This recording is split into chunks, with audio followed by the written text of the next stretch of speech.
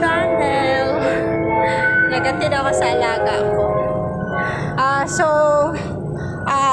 Sinabihan ako ni ma'am kahapon, guys, tungkol sa magiging kasama ko. Kasi, syempre, nakakapagod ako lang mag-isa, no? Tapos, tinatanong niya lagi ako araw-araw kung okay lang daw ako. Na, okay ka lang ba? Ganyan. Sabi niya, yung magiging kasama mo, sabi niya, matanda na yun. 50 years old na daw. Pero magaling daw yun magluto.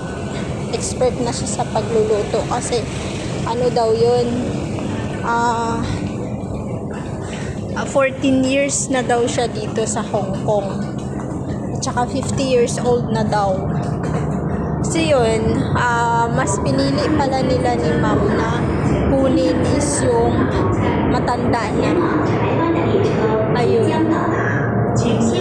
So, okay lang din naman sa akin. Pero sinabi niya na sa ano na daw, mga 2 months pa daw yun bago pumunta dito. Kasi nasa Pilipinas pa daw. O, pinaprocess pa. So, ayun lang guys, yung kukwento ko sa inyo. So,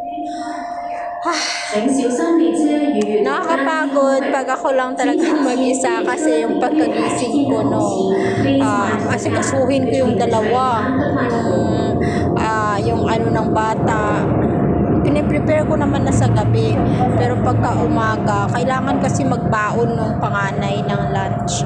So, iniinit ko lang din naman, tas lulutuan ko siya ng gulay. Ayun. Tapos, prepare ng kanilang mga baunan. Ganyan. Tapos, magbibihisan. Wala ka ako. And then,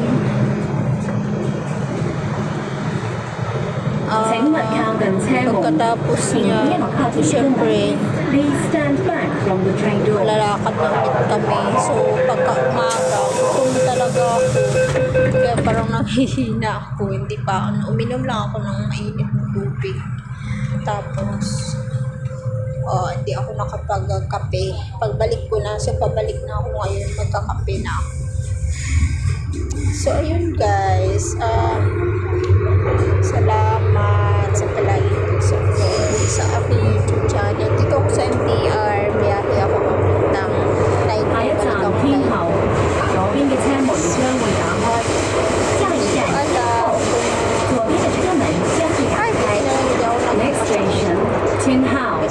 Doors will open on the left.